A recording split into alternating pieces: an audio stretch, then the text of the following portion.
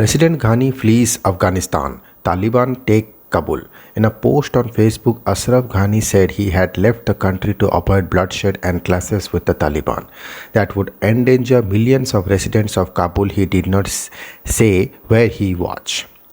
Taliban terrorists entered Kabul on Sunday and President Ashraf Ghani left Afghanistan saying he wanted to avoid bloodshed, bringing the Islamist militants close to taking over the country 2 decades after they were overthrown by US-led invasion.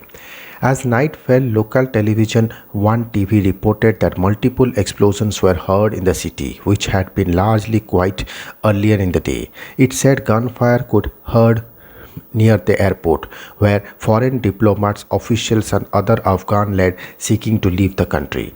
Aid Group Emergency said 80 wounded people had been brought to its hospital in Kabul, which was at capacity, and that it had restricted admission to people with life-threatening injuries. It was not yet clear when Ghani was headed or how exactly power would be transferred following the Taliban's lightning sweep in recent weeks across Afghanistan.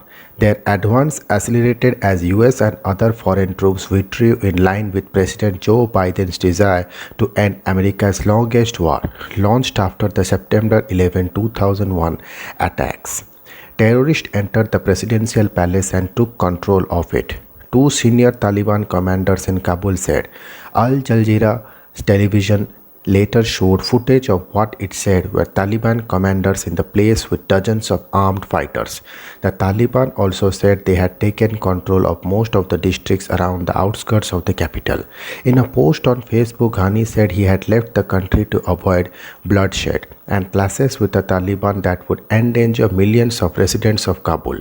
He did not say where he was. A senior interior minister said that Ghani had left for Tajikistan. A foreign ministry said the location was unknown and the Taliban said it was checking his whereabouts. Some local social media users branded Ghani a coward for leaving them in chaos. American diplomats were flown from their embassy by helicopter to the airport as Afghan forces, trained for years and equipped by the United States and other billions of dollars, melted away.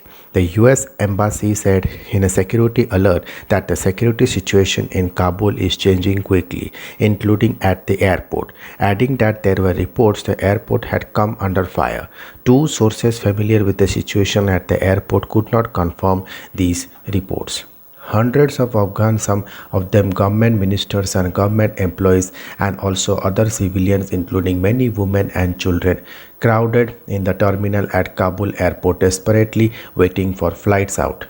Taliban fighters reached Kabul from all sides. The senior interior minister officials told Reuters that there were some reports of sporadic gunfire around the city.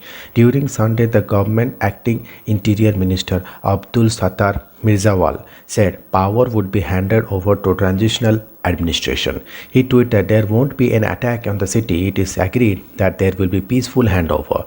However, two Taliban officials told Reuters there would be no transitional government. The Taliban said earlier it was waiting for the government to surrender peacefully.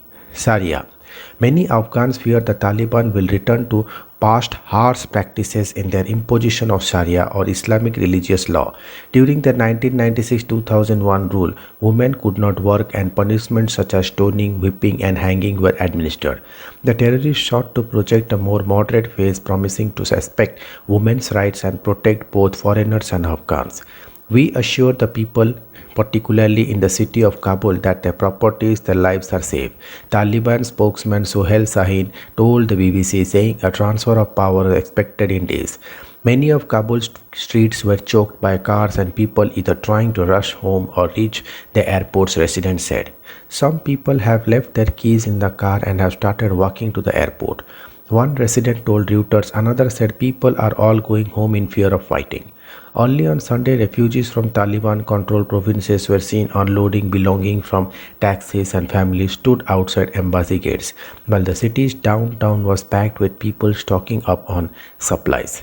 US officials said diplomats were being ferried by helicopters to the airport from its embassy in the fortified Wazir Akbar Khan district. A NATO official said several European Union staff had moved to a safer location in Kabul.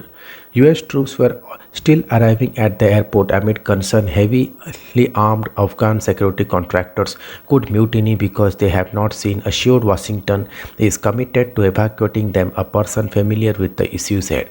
European nations including France, Germany and Netherlands also said they were moving their diplomats to the airport and working to get citizens as well as some Afghan employees out of the country. NATO Secretary General Jens Stoltenberg said he had discussed the rapidly evolving situation with Britain, Canada, Denmark, and the Netherlands. Thank you.